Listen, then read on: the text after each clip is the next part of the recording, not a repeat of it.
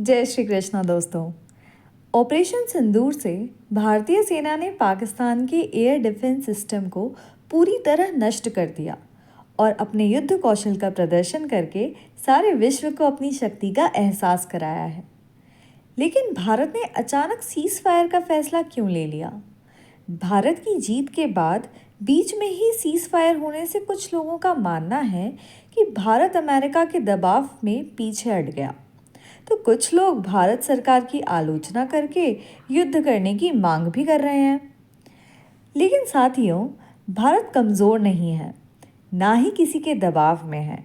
भारत शक्तिशाली और शांतिपूर्ण राष्ट्र है।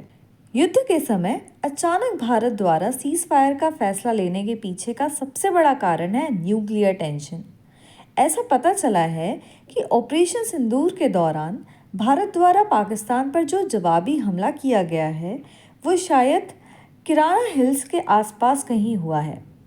ऐसा भी माना जा रहा है कि पाकिस्तान के किराना हिल्स में ही न्यूक्लियर वेपन स्टोरेज फैसिलिटी है।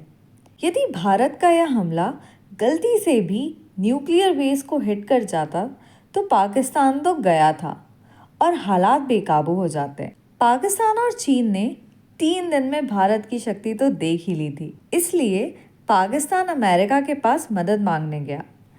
वैसे तो चीन भी पाकिस्तान को सपोर्ट करता है, फिर भी पाकिस्तान चीन के पास न जाकर अमेरिका के पास क्यों गया? क्योंकि अमेरिका भारत को मनाएगा। रुक जा भैया, भारत को सीज फायर के लिए फ़ोन पाकिस्तान ने लगाया। ये सीज फायर भारत ने अपनी शर्तों पर किया है। भारत के द्वारा सीज फायर इसी बात का परिणाम है। अपना ईगो, अपनी जीत एक तरफ है। न्यूक्लियर वॉर होने से बात बहुत बढ़ जाती और नुकसान तो सबका ही होता। इसलिए भारत ने युद्ध का नहीं, शांति का मार्ग चुना। युद्ध के समय शांत रहना कोई आसान बात नहीं है, वो भी जब दुश्मन बार बार उकसाने वाली बात कर रहा हो। भारत ने संयम दिखाया है। यह कोई कमज़ोरी नहीं है, बल्कि यह वह शक्ति है जो आत्मविश्वास और धैर्य से जन्म लेती है। लेकिन हमारे बड़बोले ट्रम्प चाचा सीज फायर का सारा श्रेय खुद लेकर चलते बने और लोगों को लगा भारत अमेरिका के दबाव में पीछे हट गया। लेकिन ऐसा नहीं है। सारे विश्व में आज भारत और अधिक शक्तिशाली राष्ट्र के रूप में सामने आया है। भारत की बढ़ती ताकत और कई देश स्वीकार कर चुके हैं। अमेरिका के मिलिट्री एक्सपर्ट जॉन स्पेंसर ने कहा है कि भारत का एक्शन दिखाता है कि भारत अब परमाणु धमकी से नहीं डरता। भारत ने एक बड़ी जीत हासिल की है और ऑपरेशन सिंदूर अभी खत्म नहीं हुआ है। ऑस्ट्रेलियाई रक्षा विशेषज्ञ टॉम क्रूपर ने ऑपरेशन सिंदूर के बाद भारत को विजेता और बड़ी शक्ति बताते हुए कहा है कि भारत ने पाकिस्तान के न्यूक्लियर वेपन स्टोरेज फैसिलिटी तक अपनी धमक दिखाई है।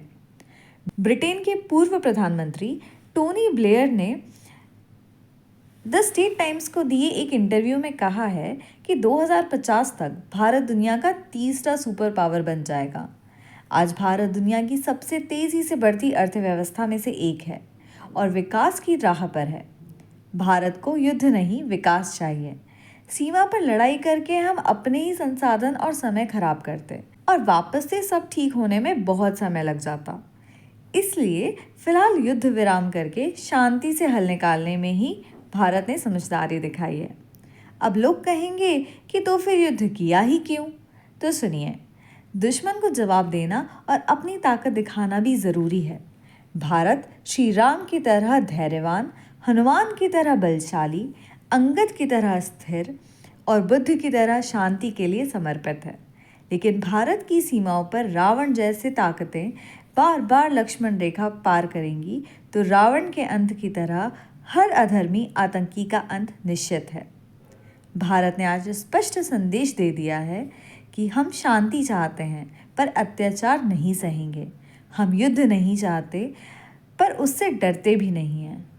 अब समझौते का निर्णय उन्हें लेना होगा, नहीं तो रणभूमि उनका इंतज़ार कर रही है। जय हिंद, जय भारत। Thanks for watching.